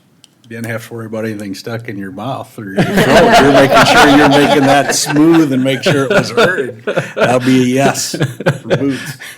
Commissioner Scott is a definite yes. So I have sat with Jerry when he has chaired meetings, and he's done a wonderful job. And so, yeah, I hope be good to have him in this role. Commissioner Schmidt, Yes. Mr. Green, Glad it's not me, yes. thank you. Mr. Jungling, does that work for you? Yes, thank Okay. you, everybody, and I do accept. Thank you. All right, very good. So I believe then, the election of our officers is complete. Mr. Brown, we'll move on to number 3. One other Or- quick, no. quick thing is we have alternates, and so Oh. typically how it works is that when, again, you're term limited to 2 terms, but we've had some resignations and some moves and stuff like that, so our 2 alternates that currently exist would be Colin Enstead and then Monty DeRusso.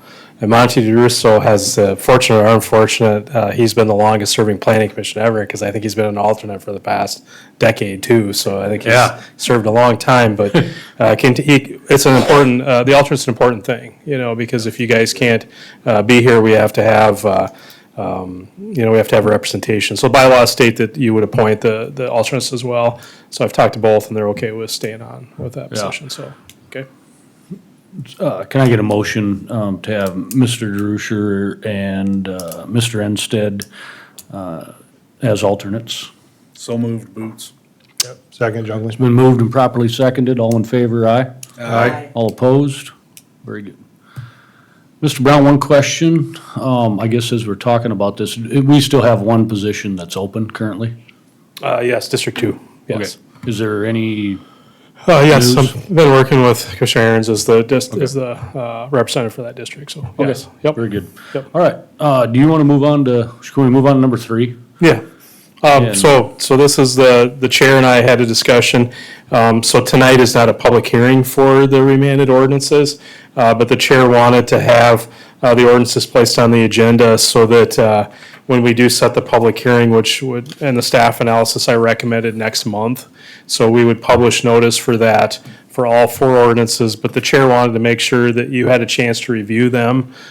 So I'll put them on the agenda again, but they're on this agenda. So again, and Eric can jump in on this, but the Board of Commissioners created an ad hoc committee to take a look at the kind And so the ad hoc committee met, I think, 6 times, if I'm correct, right around that.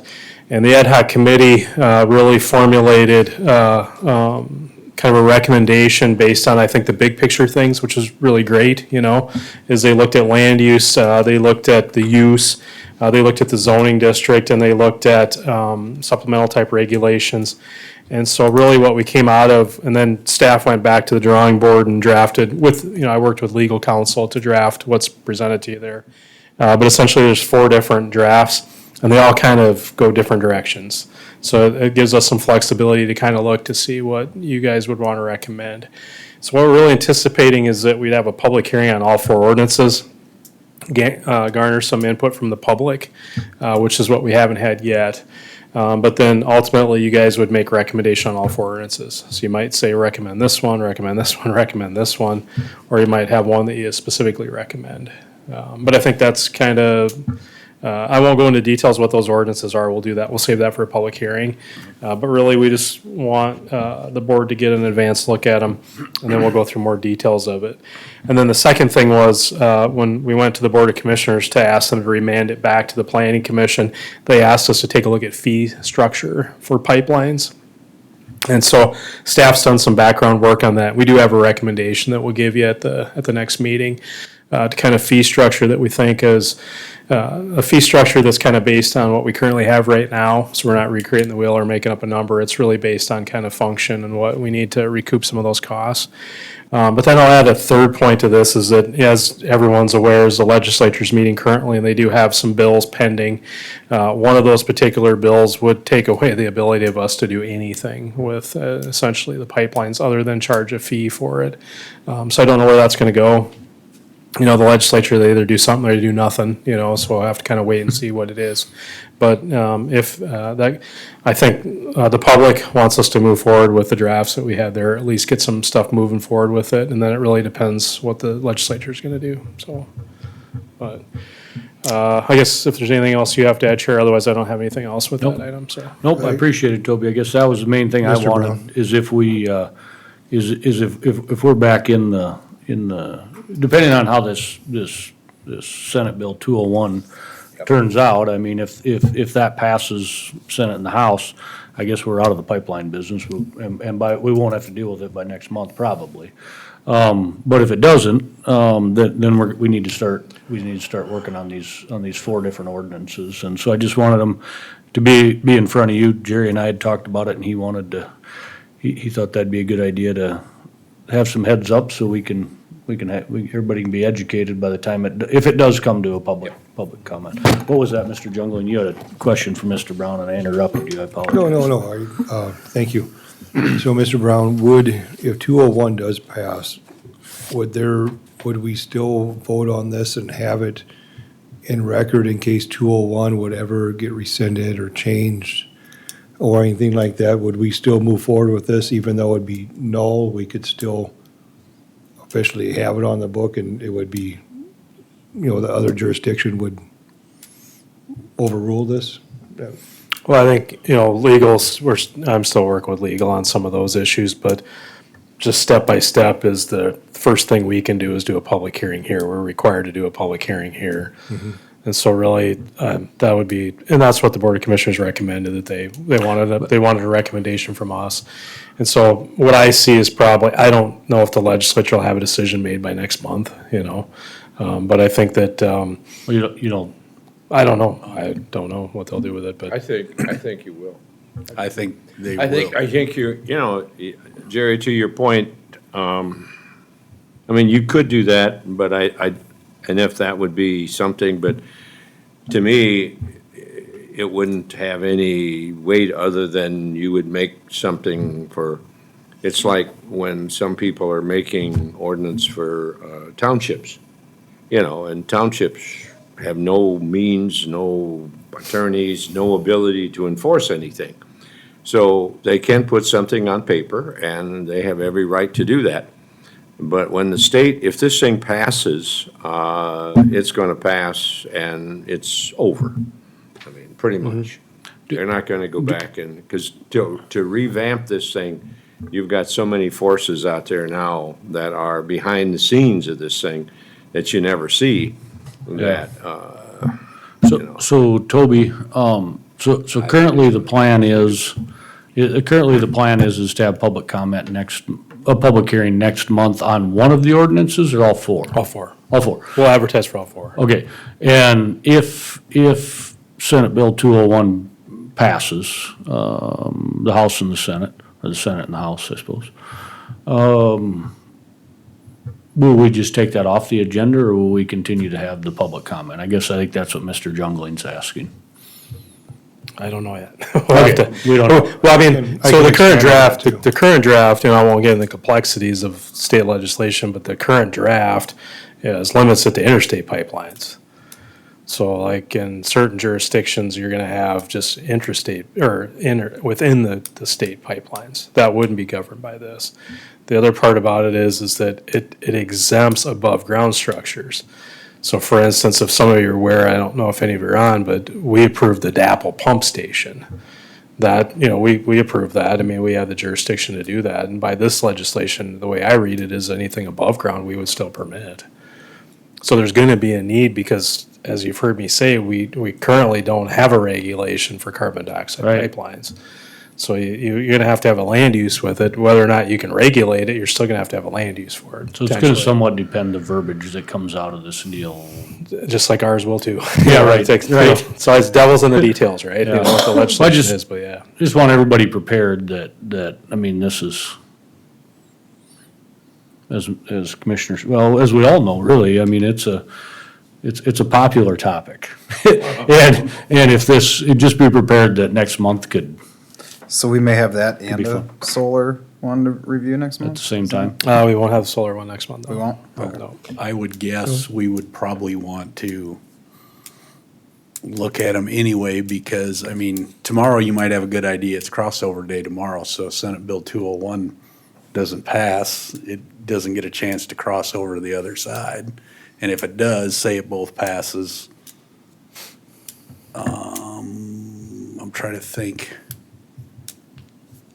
Governor's veto override is the last Monday of March. So I mean, there's still a chance that that bill would still be in play when our meeting time the is, but meeting that's is. getting kind of way into the weeds on the stuff, but. Well, I think, I'll consult with the chair and with legal counsel. I mean, if this passes next week, I certainly don't want to use taxpayer funds because it is going to cost us money to advertise for a public hearing. I mean, we could always just pause it and do some of that stuff too, so. Yeah, well, yeah. I think the Board of Commissioners and the public definitely wants us to proceed, Yeah. But again, if that power is taken away from us, I'm not going to use taxpayer dollars to advertise for something that's not going to. Sure. Not going to be worthwhile, so, yeah. Okay? Okay, so. Mr. Chair. Maybe I should say to, maybe as part of your motion to set the public hearing for next week, you could say pending, any developments with the state legislature and then pending any discussion with staff and legal counsel. Yeah. Does that make sense? Yeah. Yeah, Commissioner so Junglin? another question, I mean, we have definitions in there and all that, if we pass this and went through, we can't set setbacks, we can't do that sort of stuff, but that would enter some of these definitions in, wouldn't it? Yeah, correct, in the record, yep. So definitions we don't currently have. Sure, that's a very good point. We could at least put the definitions in place. Yeah, and maybe that's a different path, but. Yeah. It would be I good see to what you're get- saying, though. Yeah, I get mean, these in. we haven't really defined that, so just going forward, maybe it wouldn't hurt to have a definitions. Yeah, and I mean, ultimately, if they do decide to pass that type of legislation, we could still just make it a permissive use Sure. without regulations. That would meet state statute, if that's what, again, a lot of what you're seeing today might change at the legislature. We don't know where it's gonna go, but there's flexibility there to do some of those things and not get in the way of, being against state law and being in compliance with state law, so, okay? But I just would like a motion on set the public hearing, and then if you wanna add that, pending any legislative development at the state and stuff like that, so, okay? Yeah. Okay, we've got a motion from Mr. Green. Do we got a second? We got a Second. Second, Commissioner Sweeter. All in favor, aye? Aye. All opposed? Okay, Mr. Brown, it's on the agenda next month. You don't have to add any verbiage. I think it's just as is. All right, very good. Can we get a motion to adjourn? I'll make the motion to adjourn, Boots. Okay, second? Second, Green. Okay. All in favor, aye? Aye. All opposed? Very good. Thanks, folks.